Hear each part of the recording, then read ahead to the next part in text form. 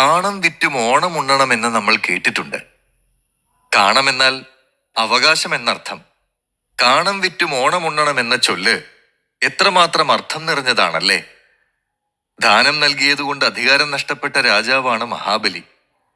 അധികാരവും അവകാശവും ചോദിച്ചു വാങ്ങിയ വാമനൻ ഒടുവിൽ മഹാബലിയുടെ ജീവിതം തന്നെ ഭൂമിയിൽ നിന്ന് പാതാളത്തിലേക്ക് ചവിട്ടിത്താഴ്ത്തി.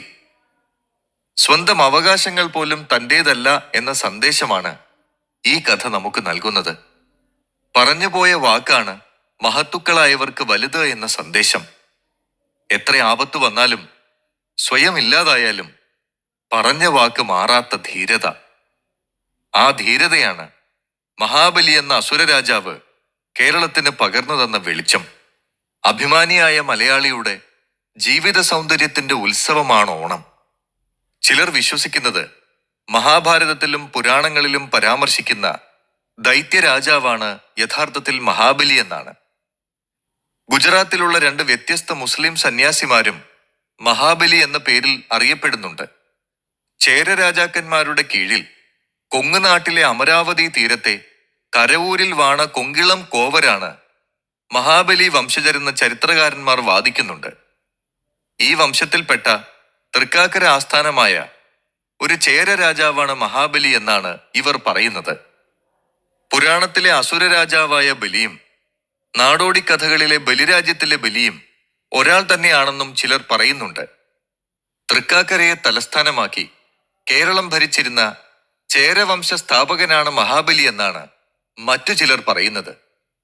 അതെന്തൊക്കെയായാലും മലയാളിക്ക് അത്തം പിറന്ന് 10ാം നാൾ ഓണമുണ്ണുമ്പോൾ വിഭവസമൃദ്ധമാവണം സദ്യ എന്നു നിർബന്ധം. സ്വന്തം മണ്ണുപേക്ഷിച്ച് പാതാളത്തിലേക്ക് പോകേണ്ടി വന്ന രാജാവിന്റെ കാലത്തെ ഓർമ്മകൾ ഒന്നുകൂടി പങ്കുവയ്ക്കാൻ വർഷത്തിലൊരിക്കൽ കിട്ടുന്ന അവസരമാണ് സാധാരണക്കാരൻ ഓണം.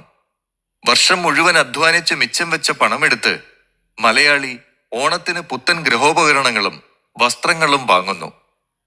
കർക്കിടകം പഞ്ഞമാസമാണെന്നായിരുന്നു പണ്ടേ പറഞ്ഞു വന്നിരുന്നത്. പഞ്ഞക്കർക്കിടകവും കർക്കിടകത്തിലെ മഴയും ഒഴിഞ്ഞ് സ്വസ്ഥമായ നീലാകാശത്തിന്റെ ചുവട്ടിലുള്ള ഭൂമി മാവേലി മന്നനെ എതിരേൽക്കാൻ അണിഞ്ഞൊരുങ്ങുന്നു. അത്തന്നാൾ വീട്ടുമുറ്റങ്ങളിൽ പൂക്കളങ്ങൾ വിരിയുകയായി. എത്ര നിറത്തിലുള്ള പൂക്കൾ ഉണ്ടെങ്കിലും മാവേലി തമ്പുരാനെ എതിരേൽക്കാൻ തുമ്പപ്പൂ നിർബന്ധമാണ്. വെളുത്ത നിറമാർന്ന തുമ്പപ്പൂവിനെ മഹാബലിക്ക് ഏറെ ഇഷ്ടമാണല്ലോ. കേരളത്തിന്റെ വളക്കൂറുള്ള മണ്ണിൽ നിറയെ പൂത്തുവിരിഞ്ഞു നിൽക്കുന്ന തുമ്പപ്പൂക്കൾ ഉണ്ടായിരുന്നു പണ്ട്. എവിടെ നോക്കിയാലും കാണാമായിരുന്നു ഓണപ്പൂക്കൾ. അത്തന്നാൾ മുതൽ 10 ദിവസം പൂക്കൂടകളുമായി കുട്ടികൾ പൂപറിക്കാൻ ഇറങ്ങുന്നു. പൂക്കളം കാണാനെത്തുന്ന മാവേലിക്ക് വേണ്ടി കാത്തിരിക്കുന്നു. ത്യാഗത്തിന്റെ മഹത്വമാണ് മലയാളത്തിന് ഓണം. നഷ്ടപ്പെടാൻ ഒന്നുമില്ലാത്തവർ ധീരന്മാരായിരിക്കുമെന്ന ചിന്തയും ഓണവുമായി ചേർത്ത് നമുക്ക് കാണാനാവുന്നുണ്ട്. ഏറെ പ്രിയപ്പെട്ടതൊന്ന് വേണ്ടെന്ന് വെക്കുകയാണല്ലോ ത്യാഗം. തന്റെ സമ്പത്തും രാജ്യവും ഒടുവിൽ തന്നെയും ത്യജിച്ച മഹാബലി നമുക്ക് കാണിച്ചു തരുന്നതും ത്യാഗത്തിന്റെ മഹത്വമാണ്. എത്ര ഇല്ലായ്മകൾക്കിടയിലും സന്തോഷത്തോടെ ഇരിക്കാൻ നമ്മെ പ്രാപ്തരാക്കുന്ന ഒന്നുകൂടി ഓണക്കാലത്തെ ഓരോ ആചാരങ്ങൾക്കുണ്ട്. അതിൽ പ്രധാനമാണ് ചുറ്റുവട്ടത്തുള്ള പൊന്തക്കാടുകളിൽ നിന്ന് പറിച്ചെടുക്കുന്ന ഓണപ്പൂക്കൾ. പണം കൊടുത്തു വാങ്ങാതെ വിശാലമായ പറമ്പുകളിൽ തേടി നടന്ന് പൂക്കൾ പറിച്ച് ഓണപ്പൂക്കളമിടുന്ന ഒരു കാലം നമുക്കുണ്ടായിരുന്നു. കേരളത്തിന്റെ ഉത്സവമായ ഓണത്തിന് തമിഴ്നാട്ടിൽ നിന്ന് പൂക്കൾ വരേണ്ടതായ ഒരു കാലത്തിരുന്നുകൊണ്ടാണ് നമ്മൾ ഈ കഥ പറയുന്നതല്ലേ.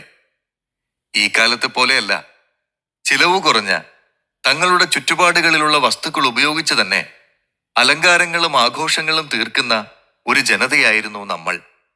ഉള്ളതുകൊണ്ട് ഓണം പോലെ എന്ന പഴഞ്ചൊല്ല് ഓർമ്മ വരുന്നുണ്ടല്ലേ.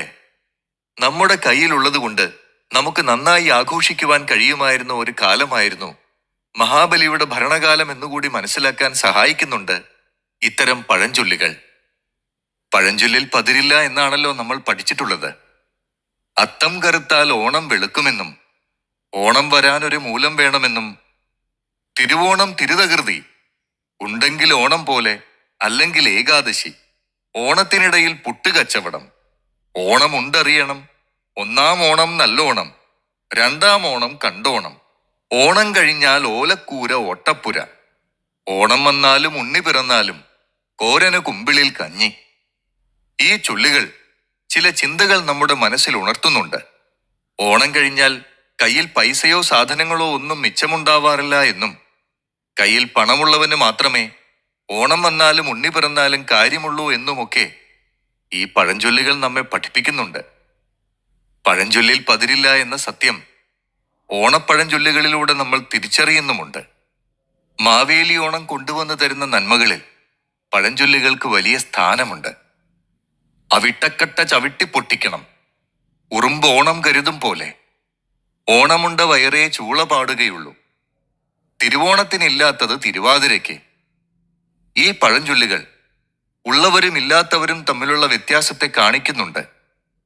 ഉത്രാടം ഉച്ച കഴിഞ്ഞാൽ അച്ചിമാർക്കൊക്കെയും വെപ്രാളം എന്നും മറ്റും ധാരാളം പഴഞ്ചൊല്ലുകൾ ഓണത്തെക്കുറിച്ചുണ്ട്. എല്ലാ മനുഷ്യരും തുല്യരായിരുന്ന സമ്പൽ സമൃദ്ധമായ മാവേലിക്കാലത്തെ നന്മ നിറഞ്ഞ പഴഞ്ചൊല്ലുകളുടെ സത്യവും കൂടിയാണ് ഓണം.